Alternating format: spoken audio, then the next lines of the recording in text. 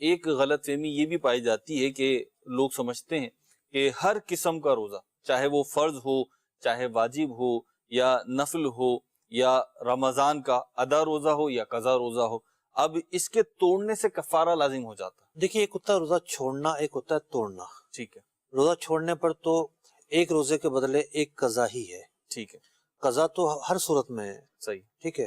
اب آتے ہیں توڑنے کی طرف۔ درست مسئلہ یہ ہے کہ ہر روزہ توڑنے سے کفارہ لازم نہیں ہوتا، صرف رمضان کا ادا روزہ جو ہے اس کو توڑنے سے کفارہ لازم ہوتا ہے، یہ بھی آدھی بات ہے۔ جی، اس کی بھی شرائط ہیں۔ کچھ صورتیں ایسی ہیں جہاں کفارہ لازم نہیں ہوگا، اور کچھ صورتیں ایسی ہیں جہاں کفارہ لازم ہوگا۔ لیکن یہ ہے کہ کفارہ جب بھی ذکر آتا ہے کفارے کا، اس میں 60 روزے رکھنے ہوتے ہیں، جی، اور ان 60 روزوں میں قضا کا روزہ شامل نہیں ہوتا، وہ الگ ہوتا ہے۔ قضا پلس کفارہ پلس 60 روزے اس کو رکھنے ہوتے ہیں۔